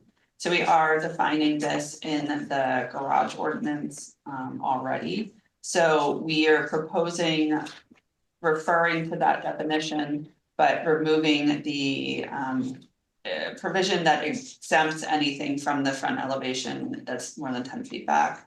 And then defining the residential facade build out ratio as the ratio of the width of the entire front elevation to the lot width along the primary front lot line. This would apply in single family detached, which is allowed by right in SR and MR districts, and also is where the building type that it makes up the majority of our new residential development. Would also apply in 2-family detached, which is allowed by right in the MR districts. And this is where we see new side-by-side townhomes as the most typical form of the 2-family detached, and can be some of the more impactful building types as they tend to be fairly wide along the frontage. So the standards would be, as proposed, 60% of the total lot width. Again, that's taking the front width of the building over the total frontage with the lot. And again, exemptions, 1.5 stories or less would only need to meet setbacks, narrow lots, and there already is an exemption in the zoning ordinance for shallow lots. So here is the actual proposed zoning text that includes those definitions, the standard, and that standard would also get added later in the ordinance, which I'll show in the next slide, and spells out the exemptions for those narrow lots and for buildings that are 1.5 stories with a sloping roof. And we did put the maximum height of 22 feet or a flat roof and a maximum height of 18 feet as being exempt. And again, this would just be inserted into the dimensional table in section 3 in the single family detached building type, and then for the SR districts, and then for the MR districts in the single family detached or 2-family detached building type, would just show the 60% facade build out ratio, where we're showing all of the setbacks and other controls. And that's all we have. We're happy to help answer questions. And then if the committee chooses to set a public hearing for next month, we can also provide an updated red line draft if there are any amendments that were discussed tonight.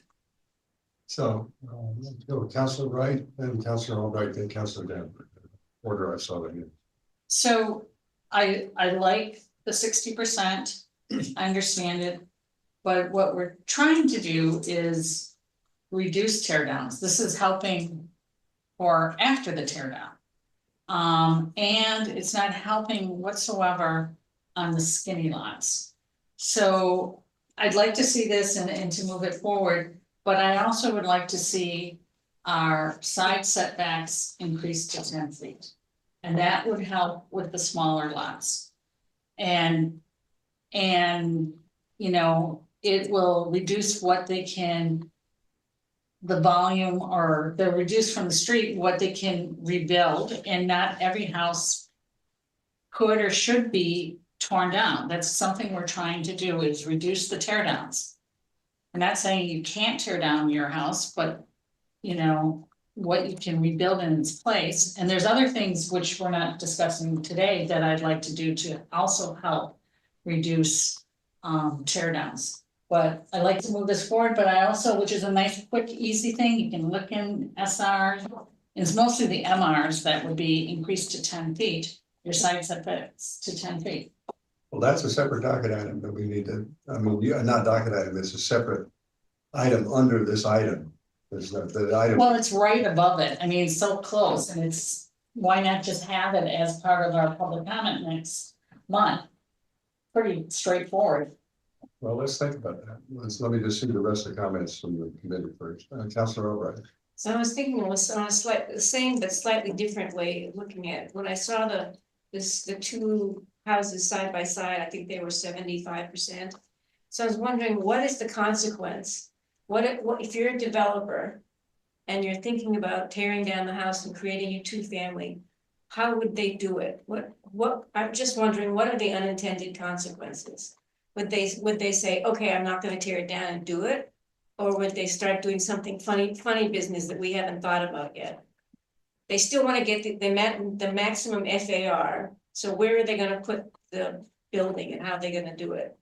So that is one of the things we brought up previously that we think should still be addressed is the two-family definition.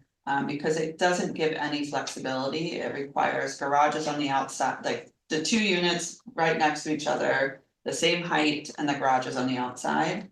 If you were going to, if you were more restricted in your frontage and not being able to build out to that full width in some lots, you might want to sort of turn that and have one unit facing the front and another unit facing the side. Right now, you can't really do that, or you're limited in your ability to do that, so we do think we should come back and look at the two-family definition closely as well. We could do that quickly, because, I mean, we don't wanna stop two-family houses from being used, so I think that's an important issue to look at, figure out. Yeah, you agree. But I think they're doing that already. Sorry. Councilor Danberg, and then we'll come back. Wait, just before, Yeah. I worry about the change in the setbacks because of the nonconformity it creates in the whole city. So suddenly we're gonna have a whole ton of non-conforming folks, which causes them grief for lots of other reasons. Similar special permits. Yeah. So I'm not sure that I'm anxious to get in that direction. Okay, well, we're gonna talk about all of this, but let me get Councilor Danberg. Yeah, the point that I was gonna make is if we change the setbacks, there are so many old neighborhoods. Mine is one of them, but many old neighborhoods, especially the ones closer in to villages that have 7.5 foot setbacks, in which all of the houses are built at 7.5 foot setbacks. We're gonna throw all those neighborhoods into nonconformity, and anything that they wanna do on their home is gonna be a special permit. So I think that is, that's throwing a real problem in front of too many homeowners in the city. Also, if it's going to be done on narrow lots, you're further pushing the construction of the home into the private area that you mentioned, where some people, like a lot of people, like having a little bit of a yard where they can put a swing set or something else. So I think it would be problematic if we started monkeying with side setbacks. Well, we're gonna talk about setbacks separately, if I think in a minute, but Councilor Wright has raised it, but I'd like to focus on the build out ratio for a minute and see where we are with that, and then we can talk about setbacks as a separate item if that's agreeable. And swing sets. And swing set. Is this an exercise in redemption? Never mind. Not for me, not for me. I'm not sure it's a redemption for whom, but.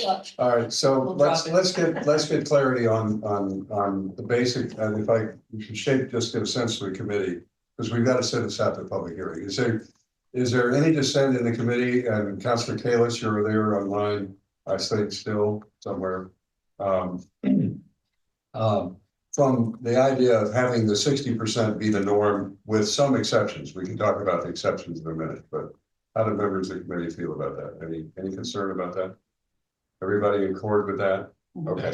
Is it, can I just ask, does it go beyond the docket item to be able to change the definition of how we do two-family houses? Yes, because we have a separate docket item for that. Yeah. That's coming up. That's too bad. But isn't that tonight? I have a problem with that. Well, but we need to think through how that works, and it's a separate item. It's tricky to do that in this context. We want to get a relatively simple thing done if we can get it done soon on this issue. And We then, just don't want to create unintended consequences, which is, that's the name of this business. I mean. yeah, but it's not even unintended. I can think about it right now. They haven't done anything, so. I don't want to stop two-family houses from being built. Well, I think that there is an impact, and let's be clear about it. If this retards the degree to which you can build the same side-by-side two-family house on a lot that's where there's a tear down, and it's a bigger lot, then you have actually reduced the incentive for tearing it down because you can't replace it with what you want to do it. Now, there's some of us who might say, okay, we're ready to go there. That's consistent with the docket item to begin with. So there may be a difference of opinion about whether not just stop all two families, but we want to stop two families that are coming out of the tear down model onto the street, and maybe they're not, if they're going to do it, they have to be more elegant about it. But that's a second order, it seems to me, where we have the ability, and again, this is my view, that we have the ability to shape inside the frontage envelope what happens, but that needs to be, you have to start with the frontage envelope first, because if you don't have that, then the incentive to do something like the Ms. Kyra's indicated, with maybe one facing one way and another facing the other, really doesn't exist. So we need to get the incentive there first, and then we can deal with the two family. So I think a two-step process does make sense here. But that's just my view. On the basic question, there seems to be, we have relative unanimity about the idea of the 60%. Any adjustments on, I know Councilor Oliver, you were concerned about a different number, and we all set on 60 for the presumption? I think 60 makes sense. Okay. I think that I have questions throughout this document, but I don't think they're gonna impact the 60%. Okay, I just want to get clarity. Now, the second major question is the degree of exemptions. There's the exemption for height and the exemption for narrow lots. Let's talk about height for a minute. The idea here is that if you're under, if you're 1.5 stories, and again, there's no height limit we have generally, so. But it did say it in the document. We do have it Yeah. as 22 feet. 22 and feet. 18 feet. No, but I mean, generally, we don't have Yeah. a 1.5 story height limit, right? Just for accessory buildings. For accessory buildings, but not for main structure. No. So this would be a clarification that says at least 22 feet is the maximum you can do for 1.5. If you, to be exempt from the facade build out ratio, Yeah. you could go taller than that at 1.5 stories, but you would have to meet the 60%. You could, Yeah. so we're talking about the shape of the exemption. Mhm. So how do people feel about that? We'll talk about the narrow lots separately. I think that's good.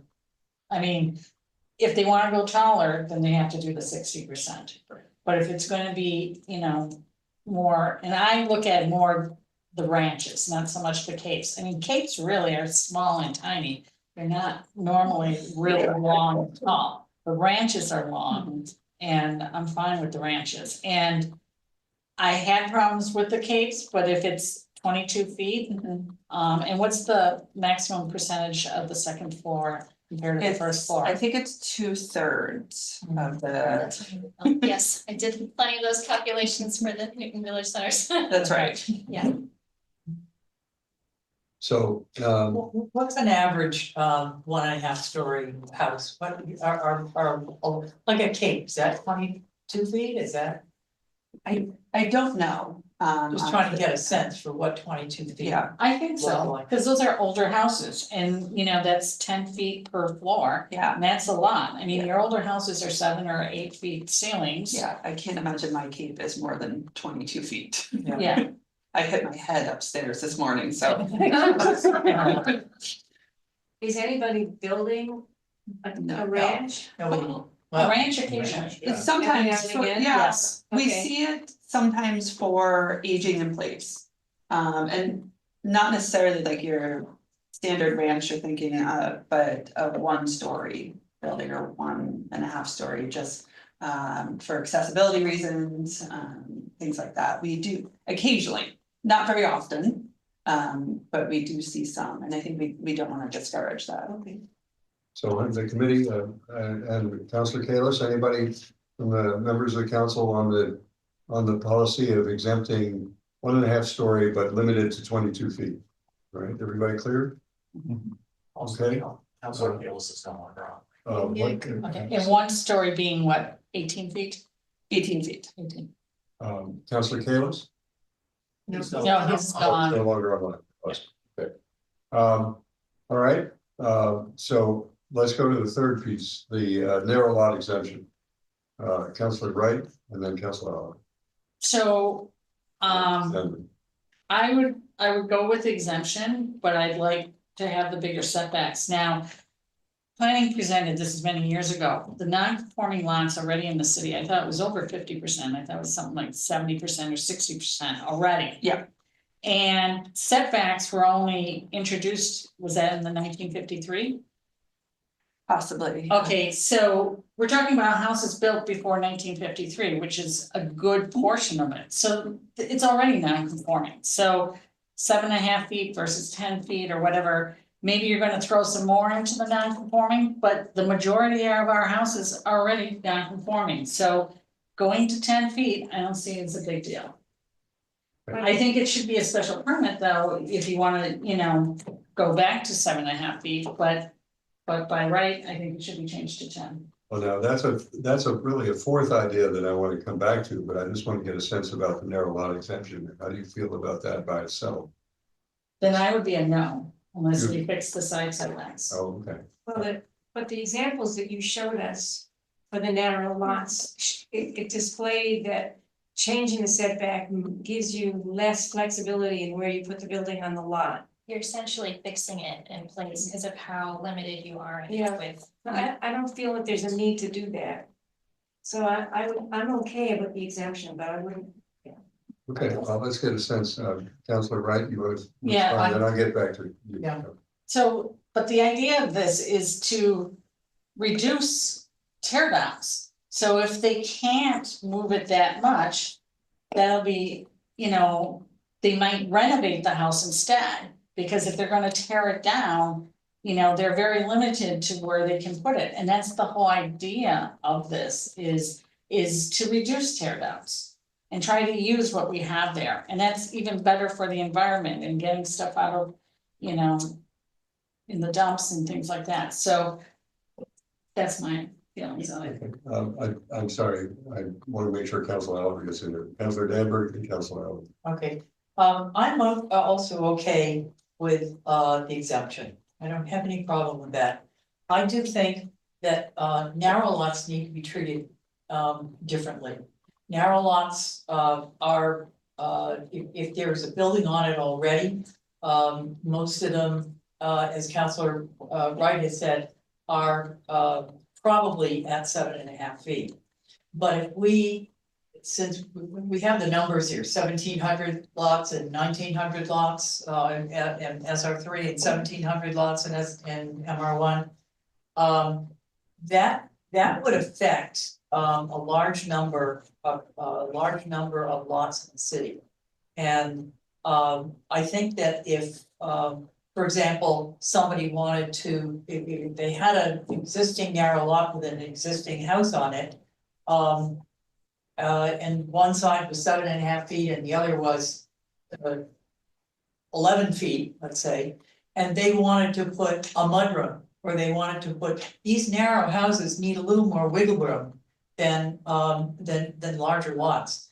And the only way that you can build out, if you want to build on a narrow lot, especially if you're making it more restrictive, is to go into the back of the lot. And that is cutting away from private space. So I think that for the, mostly for the reason that we would put additional, significant number of additional lots into nonconformity, potential nonconformity, I would not touch the setbacks. Counselor Oliver? And then Counselor Gett. All right. Interesting, thank you. So I do have a couple of questions, like. Right now, we're using, or UTO used the term, and I'm looking at slide, sorry. 7.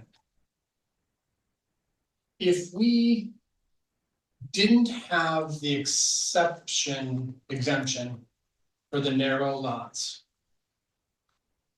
The term you're using is penalizes narrow and small lots, or narrow lots in this case, I think. But it's not really penalizing. I don't think that's the right word. Because you would expect a narrow lot to have narrower buildings on it, right?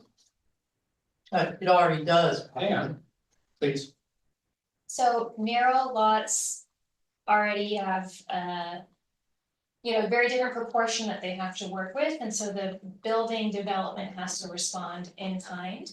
Yep. I think that if you were to increase the setbacks of narrow lots, you're forcing it to get, I think we've talked before about the analogy of a toothpaste tube being squeezed. You end up squeezing it skinnier and skinnier so it goes deeper into the lot. Right, and so we're trying to make it so that you're not resulting in development that's overly narrow. And so when you increase the side setbacks, you're fixing developments into ever more limited space on a lot. That's what we need. But if I understand correct, and maybe I don't, so let's start with that premise. On one of the slides that you walked us through, there was a comment that was basically, oh, we like the 60%. Sorry, I should know where it's actually written more this down where you said this. Maybe you'll know. That the 60% made sense because it didn't really have, it wasn't really that dramatically impactful, or 70-80% even building into the setbacks, that was problematic. So it seems to me that, and not even considering the setback issue for a minute, like I'm still wrestling with the concept, and I think Councilor Danberg was talking to this as well. I'm looking to ensure that regardless if it's a setback or a facade built out as a ratio or what have you, that what we're removing from the table are incentives that bug the neighbors more so than I'm looking to really protect what someone can do or restrict what someone could do in their own backyard in this particular example. Right? So if someone owns a property that is considered a narrow lot and the owner of said property wants to take the building down, I don't want to give them the option to build close to the neighbors, side to side perhaps, but they're still limited by FAR, so maybe they do have to go front and back. That just makes more sense to me than side to side on a narrow lot. That's why I like the idea of the setbacks controlling for that, because that to me is a whole nother philosophy of mine that I'm not going to go into here now, but the whole idea here, at least from my perspective, in restricting or removing some of the incentives, not just restricting tear downs, but the incentives to tear down, in my opinion, have to do with the dimensionality or the dimensional controls that we're looking at. And right now, I kind of land where Councilor Wright is. Like if we're gonna and I'm sorry, now I'm gonna refer to one more slide because I think it helps me make this point. If you look at the first map, slide 13, and you just kind of take that in for a minute, we're basically saying that a large chunk of Ward 1 narrow, I mean, that's a really big, like, I don't know what the count is by ward, so I don't know. But when I just look at that map, there are some very predominant areas where we have narrow lots, right? Regardless of what their zone is, where they're physically located, we're basically saying, yeah, but not this entire chunk of Newton.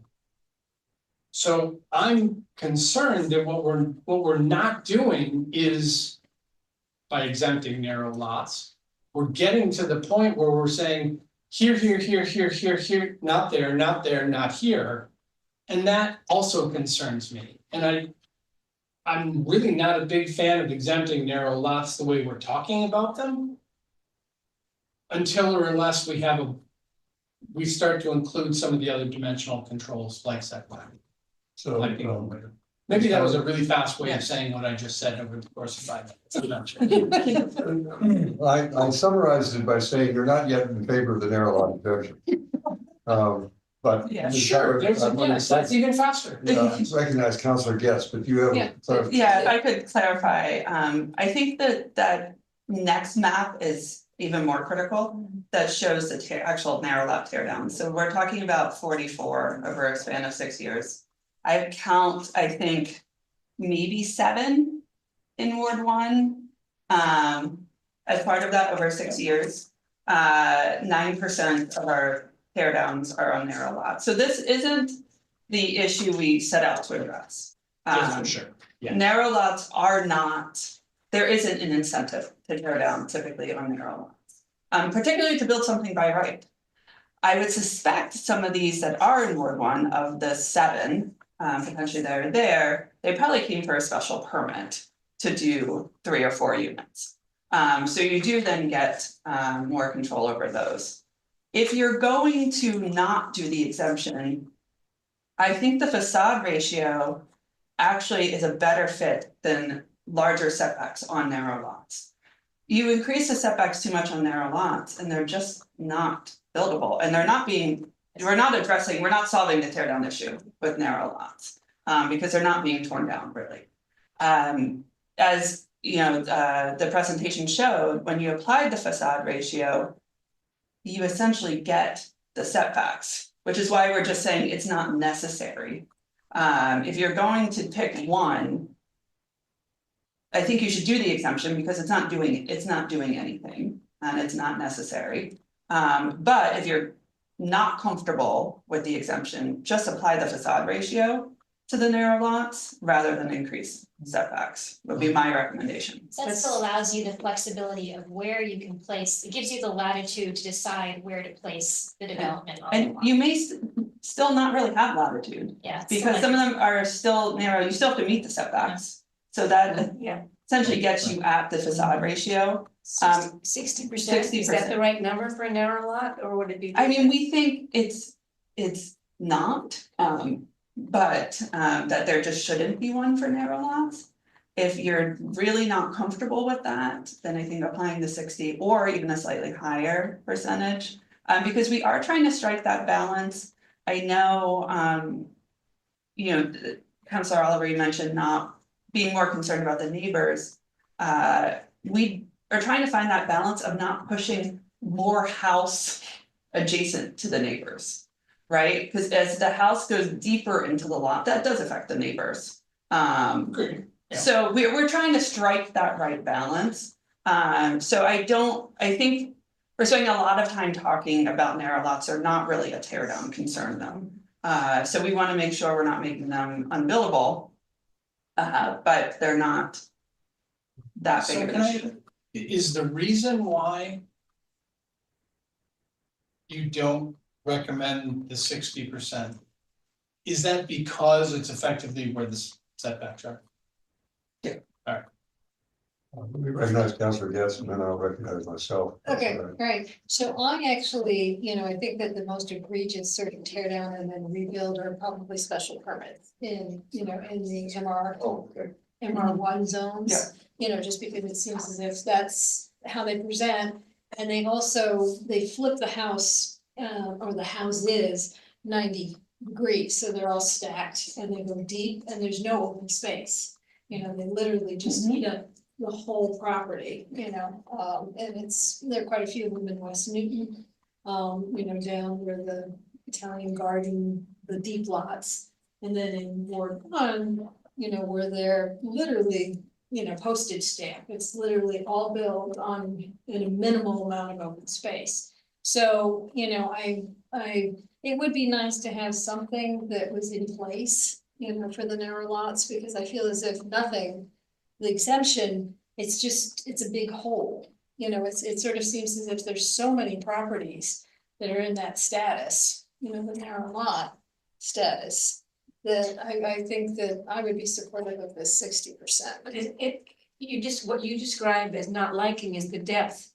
Yeah. No, in the Well, lot, so it's- how does this help the depth? No. No, that's, I'm saying that it's actually a special permit scenario that I'm seeing, you know, in terms of. Those have 25-foot side setbacks already. You're often waiving those setbacks, so you don't have to do that as Okay, part of the special permit. okay, But the single family attached is a completely different building type. Yeah. And we're not proposing this apply to that.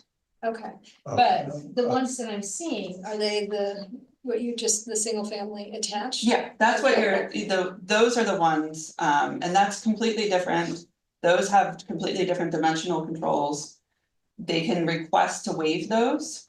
They can request to waive anything for single family attached. That comes before the council as a special Yeah. permit. Okay. You can choose not to grant those waivers. Mhm. Okay. I think Councilor Maliki, and then I think we have the law department. Or is that Ms. McMillan? Councilman. Thank you.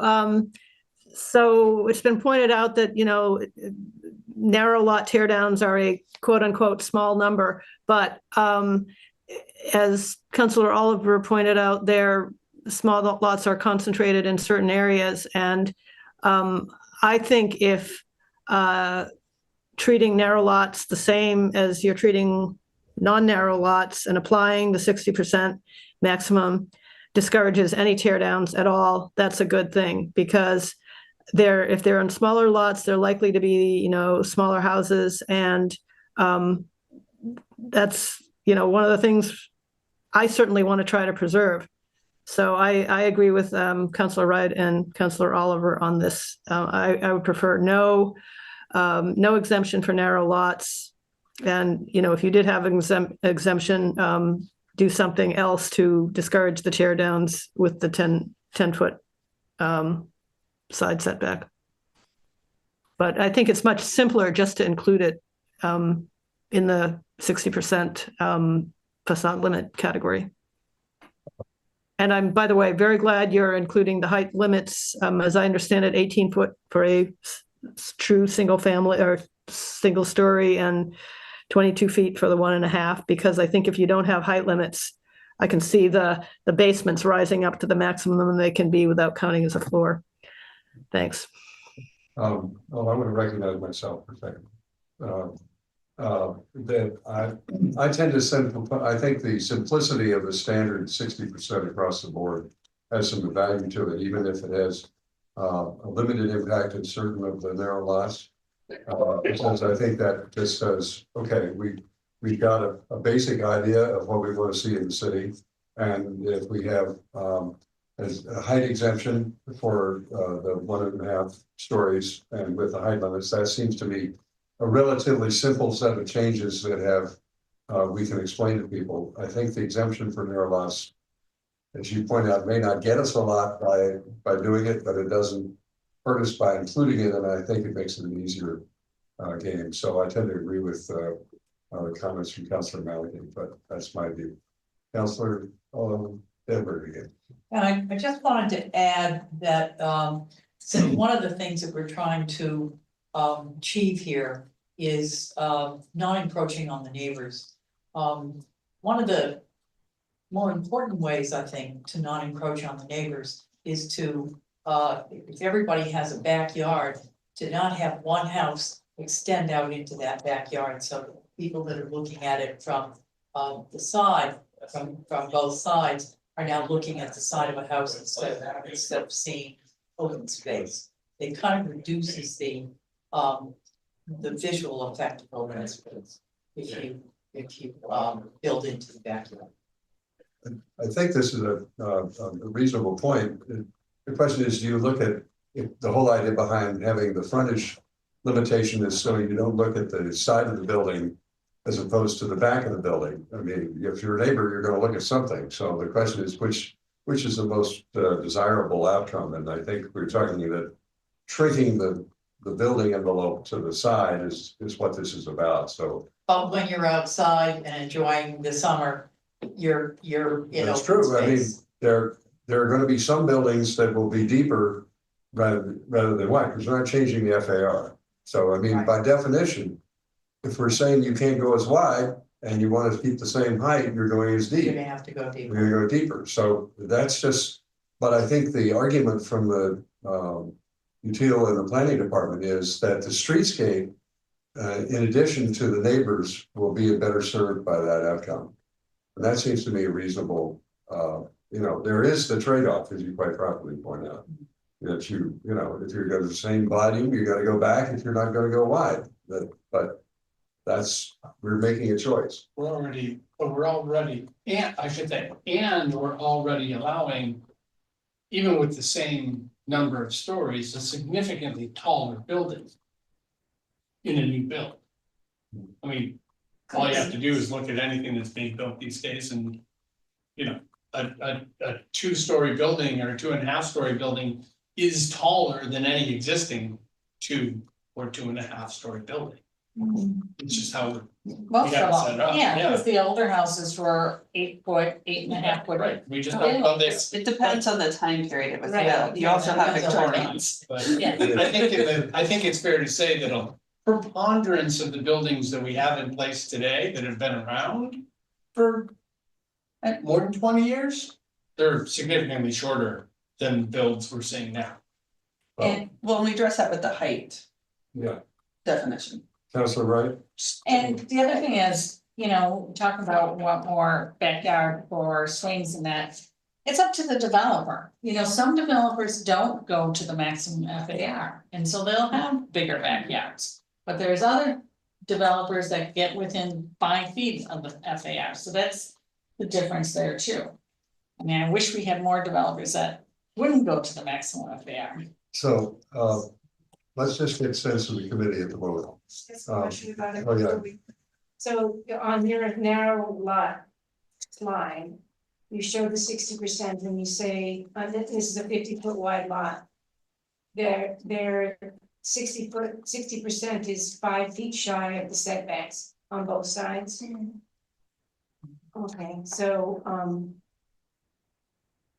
you can go closer to one side than the other. You can place it anywhere within that 60% can be any place. Yes. You might Still be got able to some back off flexibility. with It's something. not I completely, think it was 5 feet total, so it's 2.5 feet. Okay, well, that is very close to Yeah, the setback. You can't do much with that. Okay, all right. all right, so let me just get a sense. How many people like the idea of no narrow lot exemption? Okay, so 1, 2, 3, 4.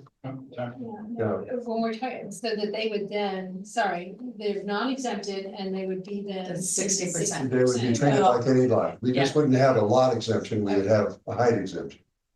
Right, for Yeah, okay. buildings that are, Yes. Okay. that are low height. 1.5 But- stories. But the width doesn't gain you anything under this model. Okay, how many people? Could I have a question on that? What would that set it at, if we had no exemption? What would that set the side setbacks at? We can check. Wouldn't change the setback.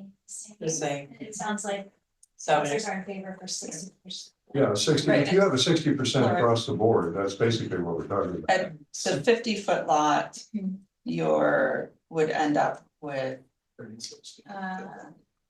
That would end up with a building with, Six, Oh, six Well, times it's 30 feet. 30 feet. I think it's 30 feet. Right. Got it. So you would end up at 10-foot setbacks. So if you go below, it would really only become an issue for the really narrow lots. But, Narrower than 50 feet. yeah, Yeah. but for most narrow lots, it would be. Does that, big. would that make those lots unbuildable? Would be a special permit. There, right now, we don't have built in a special permit exemption for this. You might end up with some Or that waiver. somebody would say, I don't wanna Yeah. go back and I can't go as wide. I mean, that's a possibility. But then they'd leave the house alone. So I have like a 2-family in Watertown and it's 24 feet wide. You know, so there are, and it's more attainable house, it's a smaller house. This is what we want, it's a small lot. You don't want this giant house on a small lot, so a 24-foot wide house is okay. So, Counselor Guest. No, I live in a 30-foot. All right, so let's see. Your lot, Let's see, we got, your house. I have a bid of 4 people in favor of making it a uniform 60. Anybody wanna join? That's I thought that's there were good. 5, No, there's me Well, too. 5, It had to be. 1, clear. 2, 3, 4, 5, excuse me. right? So Counselor, Yeah, I suppose so. okay, and Counselor Kalis? He's not here. Not there. All right, so I think and Counselor Prince was not here, so I think that where we are is that we're agreeable to the 60% generally. And the height limits that you indicated, the exceptions for low-rise buildings. And just make it as simple as possible and put that together for the public hearing. Is that agreeable? And then we might hear some interesting things at the public hearing. Yeah, you know, that's what a How public did we hearing. get to 60 as opposed to 70 or 50? There were. It's been in our presentations for a while. That's what we've been cooking. They went and did a lot of analysis. Okay, Counselor, This is a total nit. But I'm good at those sometimes. I'm really bad at them sometimes too. So in the draft or the proposed text, I'm looking at slide 21. In 157A, applicability regulation applies to all single-family detached. Just from all my years of writing contracts and so on and so forth, the word all. Is there what, like, do we use that language a lot? Like, it really kind of, like, an hour and a half ago, reading through this again, I was like, all. Shouldn't we be saying, like we've been talking about in the other pages here, like, we're talking about single family, detached, 2-family detached building types in these zones. All just means Yeah. any building that we haven't thought about anywhere in the city that's on a really bizarre lot and. You know, it's just the word all. Well, it would have to still be a single family detached or 2-family detached building. We'll review with the law department. I don't know that the applicability is necessary any longer, because initially we were putting everything in 1.5.7. But we thought it made sense after internal review to also put it in section 3.1.3 and 3.2.3 in the tables. So we're just putting it in the tables for those building types in those districts. So I think that part's clear. It probably doesn't need to be an applicability any longer, since That's another way to solve it. yeah, so but we'll review with the law Yeah, department. like I said, Yeah. it's a nit. well, I think that, but when you talk, Ms. Wilson still here? When you all put the public hearing notice together, just make sure that, you know, that's a very mild detail, but I think it's, just me small detail, but I think it's just to clarify, but I think, are we agreeable then, members of the committee, for just as internally to say the 60% and with the specific exemptions for height, and that's it, right? And that's what we'll advertise, and that's what we'll hear on the 26th. So as much as possible, you can get the final text, because if there is not great dissent, you know, because it's a relatively simple change, I'd like to see us vote it that night. Because I want to spend some time on accessory apartments, and it's one of the reasons I sort of did not have a discussion tonight. I want to get this cooked as thoroughly as we could. Okay, any comments? All right, so I'm gonna, My own question is, are we talking March 24th or 26th? It would be March 24th. 24th. Just making sure. Yes. Sorry, did I say Is 24th? that a Monday? Yes, that is a Monday. Monday. So, now, Wait, so public comment on this is on the 24th, but we're gonna discuss the ADUs on the 10th? yeah, we're gonna discuss the ADUs on the 10th. Okay. Try and get as far in the ADUs as we can, so that when we go back and on the 24th, we can vote the final decision on both docket items. Okay. And the idea is we get both of our zoning changes out to the council in the first meeting in April before the budget. I'm trying to get all of our substantive stuff that we can get done before the budget, because that's gonna slow us down for several months. And I'd like to get these pieces done one way or another. We gotta do the mandatory accessory, and then we have to see about what has now become Councilor Albright's amendment. So when you say both docket items, you mean both ADU docket items or both ADU docket items and this? No, well, what we do on ADUs, we'll discuss both next time. I want to end up with clear ordinances in both categories, you know, what's required, what everything's required, and what's optional, so we get clarity among the two. And have those come back to us on the 26th for vote, or 4th. You know, we have some discussion on it, but I want to do the homework on them on the 10th.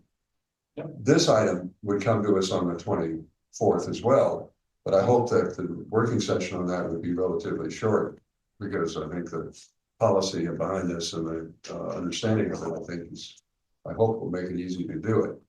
But the objective is to use that night, if we can, get items ready to vote out to the full council, so that we can take it out to the first meeting in April. Can I just ask, did you reach out to any developers with the 60% number? I have not. Did you? No, but we know, folks have been following it and we have not heard any comments. Well, can you make sure that they? But we talked to the building professionals. But they're not the ones that are. No, they're not. Doing the tear down, Yeah. so if you can find a way to get the notice of the Been so hearing out long. to those people, I'd love to hear from them. I did that earlier. They're not happy. I'll check with Zach. We've been at this for so long now, it's possible we did, I know in the very beginning, when we had Landwise working with us, they did a number of builder interviews. We may have followed up with those builders and sent them the proposal. This, you know, public hearing, again, I think is part of the value of that. Yeah. Here, and if there's Yeah. a big problem, we'll hear about it. But this, I mean, the advantage of having you two go through this analysis is that we, I think, have cooked this idea fairly thoroughly, that it could produce a contextual improvement in the neighborhood without changing the economics very much. I mean, that's the whole point. I don't know why they'd be upset. I think it will change the economics. Yeah, I think so. I think it will definitely change the economics. Yeah. Why? Because unless they go Building's the deep, same size. well, they have to go. They have to deep. go deep. Yeah. They'd have to go deep. Yeah. So then what's the economic? Well, I I don't don't see- see, if the houses are as sellable, when they get rid of the backyard. In order to get that. Well, this is. Well, then they could But do here- them but smaller. this is the trade-off we're trying to say for the neighborhood as a whole. We'd rather have, rather than these, you know, we start with the images that we got here, which are very much out of context. And saying, we don't want that anymore, and therefore, if you're gonna do it, go deeper, but don't go wide, that's all. That's the policy choice we gotta make, and I hope we got enough votes to do it. But And the problem that we're trying to solve with the 7.5 foot setbacks today on the narrow lots. Is that we think that they're too close to the neighbors. It's the context, and the it's the neighborhood same context. idea, As it's opposed a to- large lot, it's applying it to narrow lots. As opposed to pushing the house back and being in the neighbors' faces when they're out of doors. This is the policy choice we're making. You can have, you I'm can have, gonna abstain on this one. right. Well, you don't have to vote on it at all. I mean, we're just getting a sense. Yeah, I know. You'll have that chance. I'm not quite there yet. I mean, the complaint we hear is the houses you know, I hear all the time, you know, they rebuilt this house and it's right on top of me. I'm like, they haven't changed the setbacks since 1953. It's just that in the last 5 years, the developers are building right to the setbacks. So that's where I would love to have somebody look at the unintended consequences. Yeah. What will the houses, if they wanna get the same FAR and they build back, what will it look like and how will it affect the people in the back? Are we gonna have different complaints from different people? You're gonna have, you can't have your cake and eat it too here. You know, just like remember old Superman, you had a choice of a phone booth, you had a phone booth that gave you a lighter air. You know, I mean, you're gonna have either wide or narrow. Or we reduce the FAR for tear downs and then the house will be smaller and you won't have those complaints. And then Right. you'll have a different. That's a whole other way of solving it. Which I wanna bring up too. Yeah. That's down I mean, there. we can go there too, but I actually want to change the definition of car. Did you want to actually get this one voted out? well, no, I'm trying to get.